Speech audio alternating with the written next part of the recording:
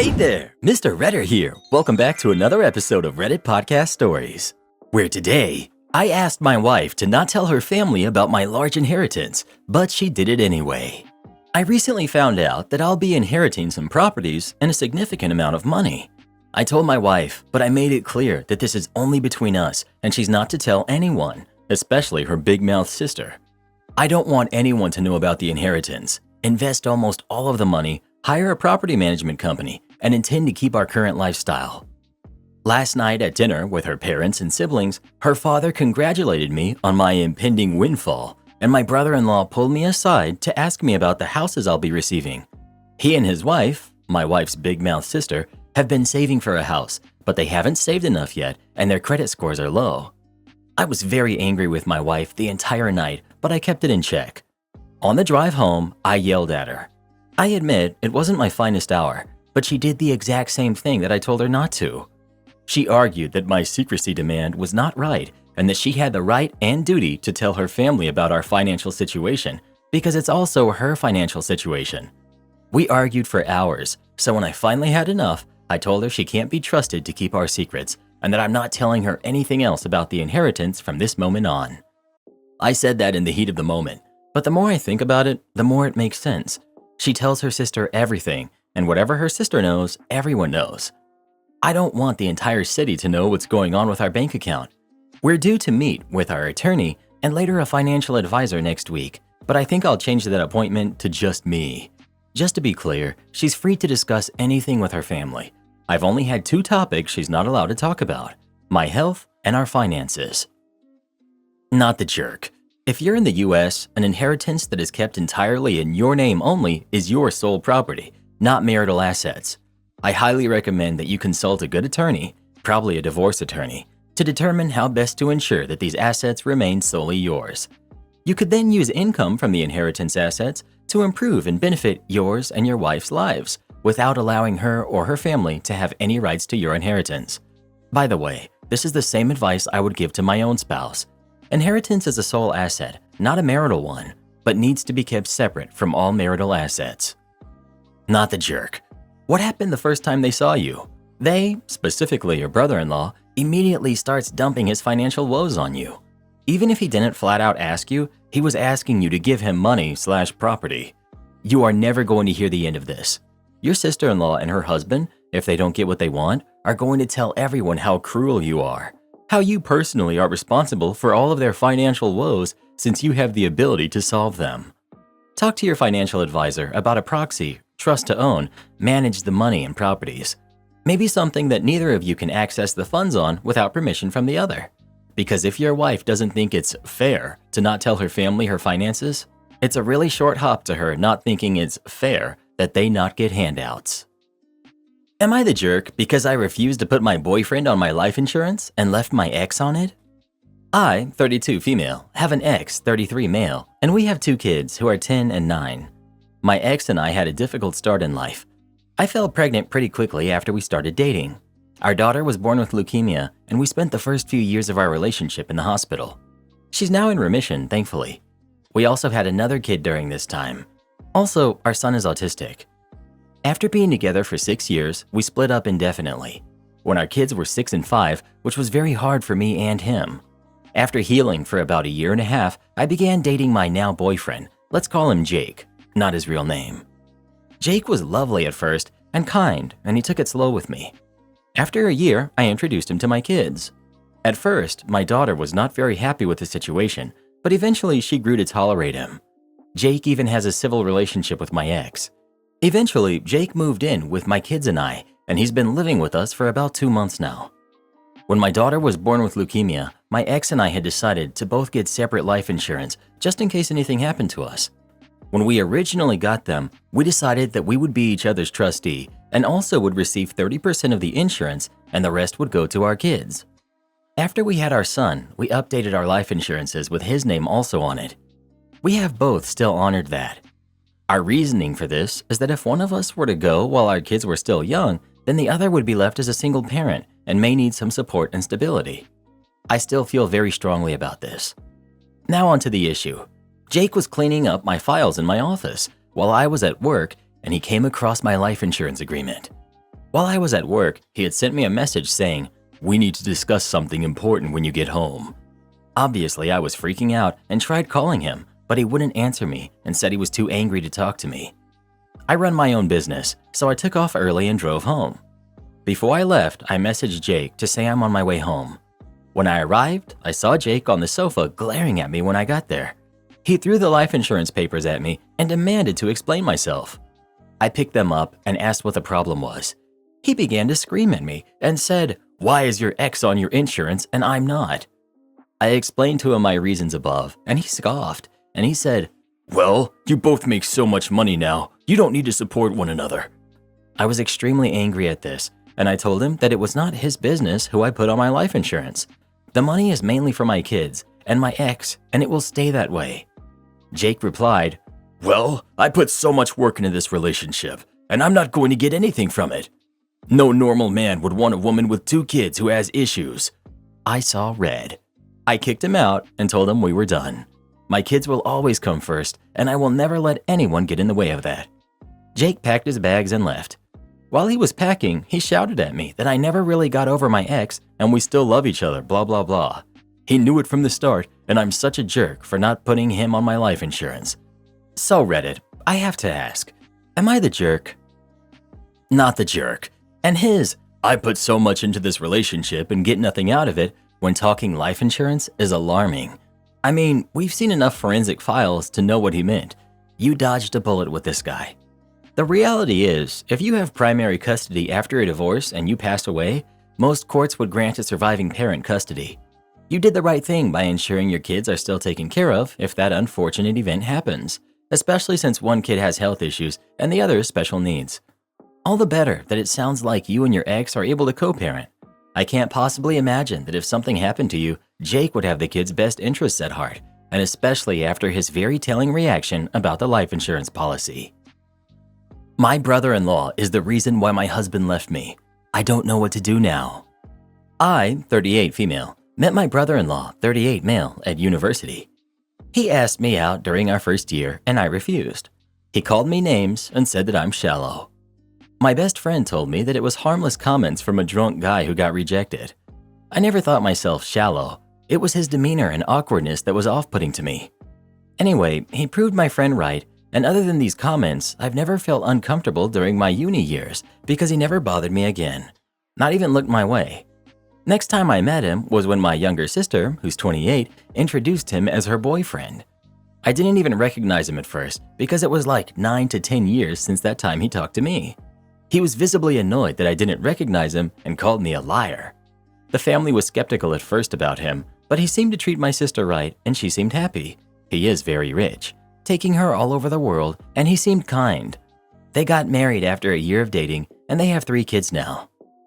I met my now ex, 40 male, 5 years ago, and the only odd comment from my brother-in-law was that I was still as shallow and superficial as I was in uni. At the time, I took it as a joke, but in hindsight, when I found out the truth and started thinking back looking for red flags, this was probably a big one. He never showed any signs that he disliked my husband, and he was always decent enough, and his indifference to have a close friendship with my husband and I didn't seem odd because he was always a recluse. A year ago, my husband came home and accused me of cheating, and he had evidence. The guy contacted him, and he had pictures of me on his phone that he shouldn't have had. The guy told my husband that he didn't know at first that I was married, but as soon as he found out, he contacted my now ex. He even apologized to my husband. I've never met this guy in my life. Nothing I said or did made my husband believe me. He left me, and our divorce is pending. Then yesterday, that guy contacted me. He apologized for what he did and told me that he's friends with my brother-in-law. He sent me conversations, endless conversations my brother-in-law had about me for years. He has never forgotten that I, in his words, didn't even give him a chance and only judged him by his looks. He called me names in their chat. Both group chats with his friends, but mostly with this guy. They planned this attack, and my brother-in-law somehow got access to my photos. The reason this guy contacted me now is that he felt guilty because even when my marriage is over, my brother-in-law still was angry and hateful, especially when he heard that I was on a date last weekend. So the friend felt that he didn't help his friend, but ruined innocent people's lives. Not sure what to do. My brother-in-law has actually been happier and more sociable than usual since my divorce, and now I know why. Although first I thought he felt sorry and wanted to support me. His jokes about me ending up an old maid with cats as companions don't sound like jokes anymore. He meant them. I don't want to ruin my sister's life. She's very happy with her husband. I'm not sure either if I can with her husband. I'm not sure if I should tell my ex or not. I'm very heartbroken that he didn't believe me. I love him very much. He's the love of my life, but I'm not sure I can forgive him for not believing me. But he is a victim in this too, so maybe he needs to know for closure. I'm so terribly sad and hurt. I'm sorry this post got very long. It wouldn't shock me if this guy found your sister and is dating her just to remain close to you. Feels too coincidental that he somehow popped back up into your life and then got mad that you didn't remember him. Yes, you should tell your sister her husband is crazy. Yes, you should clear your name with your ex, even if you don't want to go back to him. You should also go to the police about what he did. You should tell them. This is beyond normal petty stuff. What will he do next if he's not stopped now? If you get married again, will he pull the same crap? Your sister deserves to know who she married, and your ex deserves to know he was conned. I wouldn't be able to forgive him for not believing me either, but he does deserve to know what happened. But be ready to have every backup for this because he will try to discredit you. Am I the jerk for choosing my wife instead of my niece? I, 25 male, have a niece who's 6. I'm her godfather. She's the only kid in the family for now, so she's quite spoiled. Her birthday party was last Saturday. My sister said that my niece wanted a Disney-themed birthday, Encanto, so my sister asked me to dress up as one of the characters. This is something that we usually do for my niece, since she likes it and it's fun. I said yes like 3 weeks ago, so please have that in mind. My wife, who's 25, is pregnant. She's 9 weeks along, but she's already having a lot of symptoms and she doesn't feel great. She has a lot of nausea. Some smells get her very sick, and she's just feeling tired and moody since she's not getting a lot of sleep either.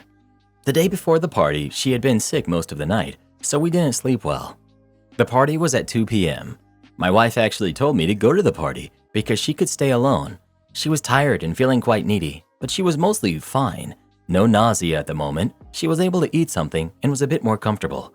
But I felt terribly leaving her alone, so I decided to stay with her so we could cuddle and rest. I texted my sister to let her know that I'm not coming to the party at around 1:45 or so. Now, I know my sister. I know that she and our family would have called me and sent me texts to try to get me to go, so my wife and I turned our phones off so we could have a peaceful nap. Just as I thought, hours later, when I turned on my phone again, I had tons of calls and missed texts. I read the text, and it seems like at some point, my niece made a big tantrum because I wasn't there, because I promised her to go as one of the characters of the movie and play with her and the kids. She refused to do anything and listen to her parents, so long story short, they had to end the party early. My whole family is absolutely blaming me for ruining the party. My sister said I'm the jerk because I promised her daughter to be there dressed up and I didn't show up. I remind her that I said yes 3 weeks ago, so a lot of stuff can change in those 3 weeks. I told them what my wife was going through, and that's why I needed to stay with her. They called me off and said that she, my wife, is somehow trying to get me away from them. They said that she's an adult and doesn't need to be pampered all the time. She could be a couple of hours alone. I told them off for acting and talking like that about her and said that I can do whatever I want with my time. And I told my sister that if she would have raised her daughter better, then she wouldn't have made that scene. We had a big argument, which ended in insults. Now almost everyone is on their side and not mine. Am I really wrong here? I feel like they're not trying to understand the reason why I didn't go to the party. Like I'd rather have my wife feel great and go to the birthday party than this. They say that I'm acting selfish, but to me, they're the selfish ones. Please give me your opinions, and I'll answer any questions if there are any. My wife told me to go to the party if I wanted, but she preferred me to stay since she wanted cuddles. She wasn't feeling very sick physically at the moment, but she mostly wanted emotional support. Please bear with me if I don't explain myself well. We're Spanish. My family knows that my wife is pregnant, for those who were wondering. My niece is 6, not 16. I told them I wasn't going 15 minutes before because I was debating whether I should go or not. My wife said to go, but she wanted me to stay since she needed emotional support. She's needy and emotional right now. I know that turning off the phone is rude. Sorry, I'm just used to doing it since my family is too much sometimes and they can't take a no when I do something they don't like. So I wanted to prevent that, or at least postpone it. Also, this was my niece's birthday party, but her actual birthday was another day. That's why I didn't mention telling her happy birthday or something like that. I greeted her on her birthday day, last Wednesday. Your wife is pregnant, so she auto-wins. If she's feeling crappy, then you can automatically bail on any commitments. But you committed to this party, and the birthday girl was informed of your commitment, and you only gave 15 minutes notice. And you didn't explain why you wouldn't be reachable for several hours in your first message. You could have given much more advance notice, and you could have either responded to their texts or told them that you wouldn't be at your phone until later. And it doesn't sound like you apologized to your niece, which you should have, instead of basically telling her that it's okay that you pulled out 15 minutes before the event because you committed all the way back 3 weeks ago. You're the jerk. Telling them 15 minutes before the party begins suggests that they live close, so that means that you weren't going to be a long distance from your wife. And I'm assuming that there is somebody who could have stayed with her for an hour. So you go and visit your niece on her birthday, something you promised her. And it's not unreasonable for her to be upset when someone special to her didn't even show up to her birthday. You basically told her that she wasn't important to you. And you suck for using your wife as an excuse to not go to a party. You should have made it very clear that she insisted you go, but you were choosing not to. And if you couldn't go to the party, you could have FaceTimed. You could have talked to your niece rather than ignoring their calls. You have basically made your wife the villain when she wasn't, and you wanted to take a nap. Admit it. This wasn't about your wife, it was about what you wanted to do. Entitled neighbor doesn't want me to make any noise in my own home. Apparently, a new person moved in below me sometime in December. I, 23 female, was gone for most of December, so I had no idea until I got back home from celebrating the holidays. My first night back, I had a friend spending the night. I'll call her Clara. We weren't being too loud, but we were chatting and catching up. She went to her car to grab something, and an old man stopped to talk to her. I'll call him Richard. He asked if we were throwing a party. She said no. He then said he kept hearing loud banging sounds and that we needed to be more mindful of the people living below us. Okay. Clara got back and told me what happened and asked if I had spoken to Richard before. I told her I hadn't. Soon afterwards, he knocked on the door. So for some context, I'm neurodivergent.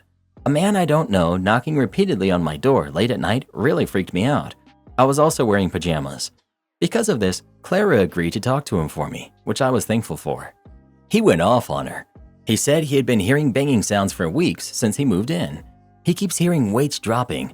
I don't lift weights. He keeps hearing things drop at midnight and 2 a.m. He even said that he could hear whenever I flushed the toilet. Creepy. Also, I hadn't been home in weeks. At one point during the conversation, my cat tried to escape and I had to run over and grab him. This will be important later. Richard has left me alone for the past 2 weeks, though sometimes at night while I'm in bed, I would hear banging on the walls or floor.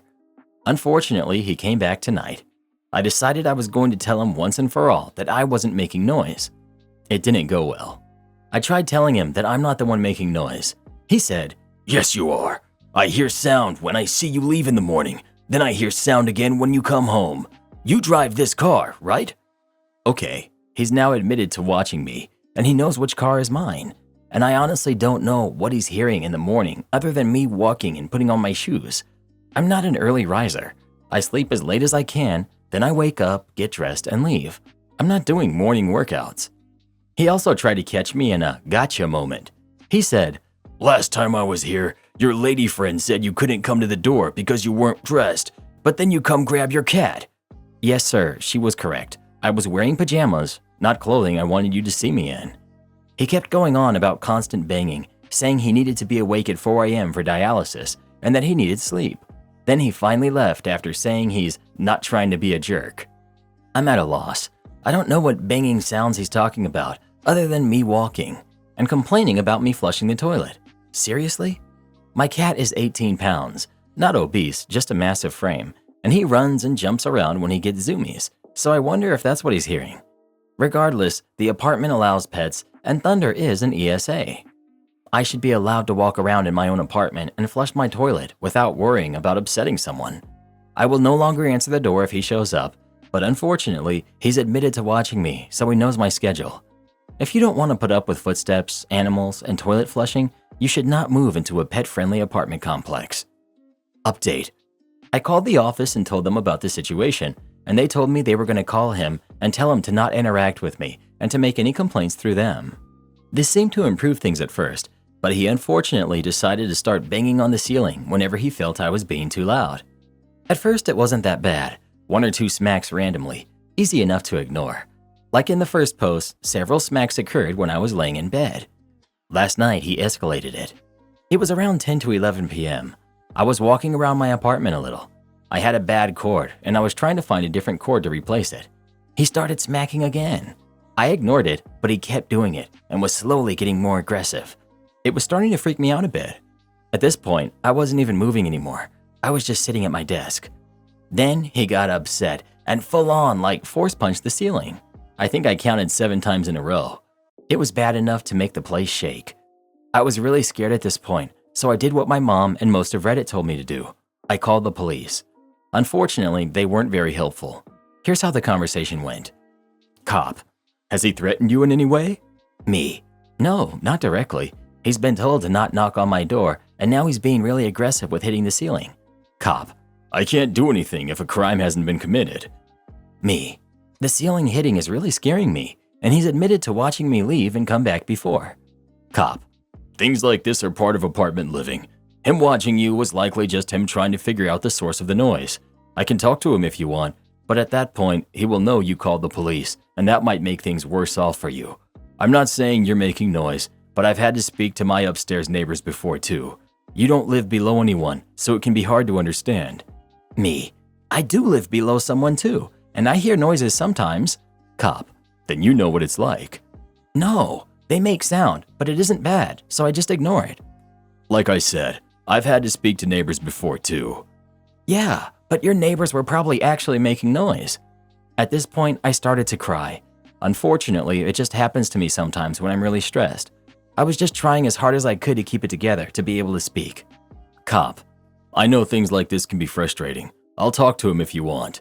Me: no, you just told me that would be a bad idea. Cop: I never said that. At this point, I just wanted the cop to go away. I told him to leave, but asked him to let the record show that I felt unsafe in my own home. This morning, I contacted the office again and had a very interesting conversation. They told me they had spoken to him and had indeed told him to make any complaints through them and not to talk to me. They also said that him watching me leave wasn't meant to make me feel threatened and that he never intended to follow me, but was an observation he brought up when I had tried to tell him I wasn't home when he was complaining about sound. I told the office that he had been complaining about sound from when I wasn't there, that I had been gone for at least half the month of December. Well, apparently he told them I had had a friend over and she had likely been making the noise when I was gone. Are you kidding me? Clara was there for a single night. He is legit making up stories in his own head now to make things make sense. The office is trying to be a middleman in this situation, which I guess I understand, but it is aggravating since I know I'm not making loud banging sounds. I told the office about my current theory, that the loud banging sounds are the heating system coming on. It would make sense for the heat to be more likely to come on when I enter the building and let in cold air. Correlation does not equal causation. The good news is that he's not allowed to be banging on the ceilings like he's been doing. The office will be telling him to stop, and if he does it again, I will report him every single time. I will be keeping a log of everything. I'm very tired and shaken up, and the police department is not helpful. It's a very lonely feeling. I understand everyone trying to be impartial, but it just makes me feel so defeated, like nobody believes me. Update: I wrote this all out yesterday, and in the time it took me to write it, he banged on the ceiling again, despite the landlord telling him that it's not allowed.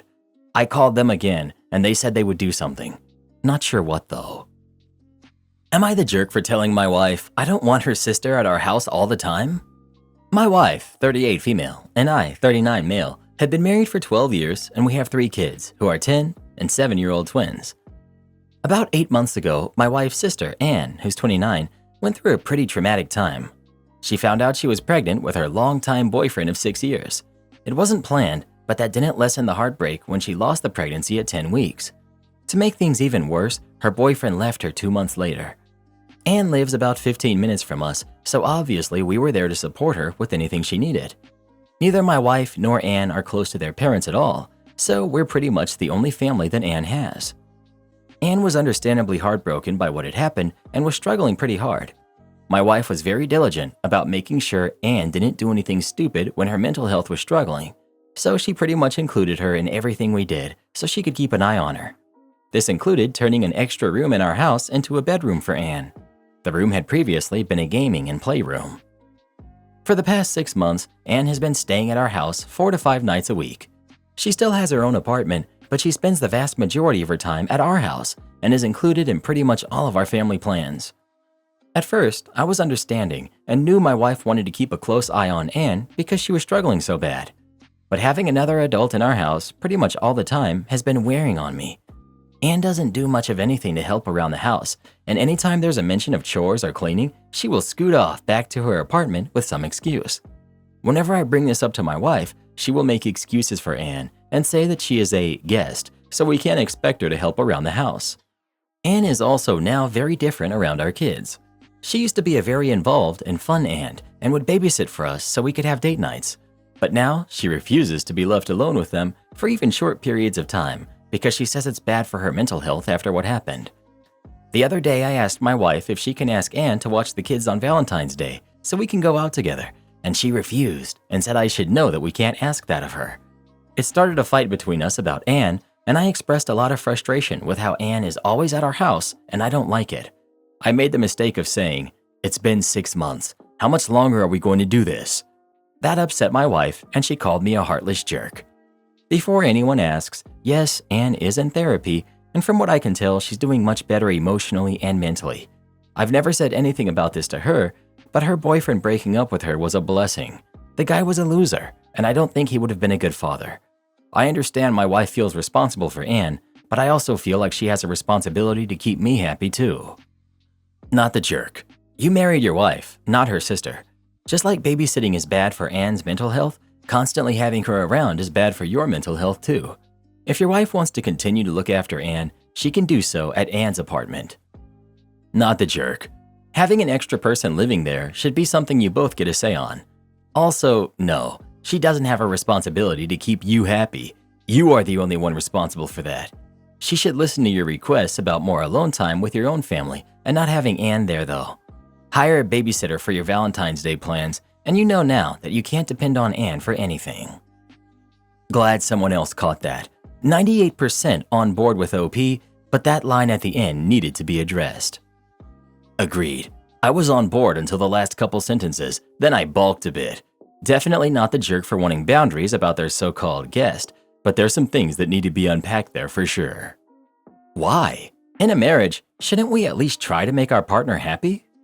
We try to make our partner happy and make their life easier, but we are not responsible for their happiness. That needs to come from within. You need to be a whole person before you marry someone. My mom is demanding that I pay for her surgery. I, 35 female, lost my father very early in life when I was only 5 years old. A few months after his passing, my mother married a guy named John. John already had 2 teenage sons, and he didn't want to raise me because he never wanted to be a girl's father.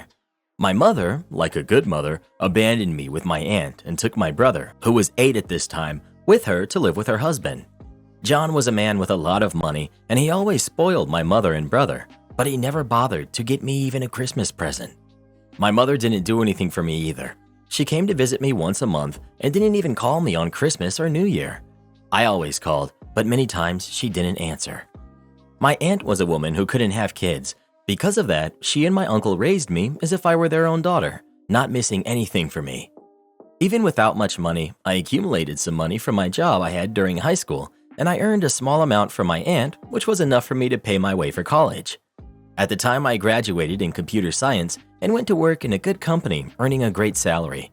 But 8 years ago, I received a much better job offer from a large company, one well known for having great hardware products. In that time, I accumulated a lot of money and helped my uncle and aunt renovate their house, and I always sent them a nice amount, even if they told me to spend it on myself. I currently live alone in a great apartment with an estimated value in the millions. Recently, my mom called me on Instagram. I post a lot of pictures of trips and fancy places that I go. It's not too hard to find me. She asked if we could meet and talk and reevaluate our relationship to forget the past and move forward as mother and daughter. I have a soft heart, so I took it. I thought it would be an opportunity for us to talk and finally create the bond that I had always wanted. We made an appointment at a restaurant downtown and we met there. When we got there, she hugged me, kissed me on the cheek, and said she missed me. We talked about my life, and when I asked how hers was going, she started to talk about how bad she was. Apparently, she divorced John and my brother didn't want to keep her as she is now poor. To make matters worse, she lives on a pension from John and has serious heart problems. After a while, she asked if I could pay for a surgery she needed. The surgery was quite expensive, quite a lot. I told her I wouldn't pay, as I wouldn't feel good doing that. She yelled at me in the middle of the restaurant, said I was a terrible daughter, and that I was letting this happen to her even though I could pay for her surgery. I left there, very embarrassed. When I told my aunt, she said it was my decision, but remarked that I do have plenty of money to pay and that it wouldn't affect me financially. I don't want to do this because she was never even an actual mom to me, but I need to ask, am I the jerk? Not the jerk. She abandoned you. You don't owe her a thing. I'm calling BS on the heart problems, by the way. The fact that she abandoned one of her kids demonstrates that she has no heart. You're better off without her. Do this next. Tap here on your screen to come see our new podcast playlist, where you'll find thousands of hours of the best stories you've ever heard. Or tap the one on the right. That episode is specifically just for you, based on other videos you've enjoyed the most.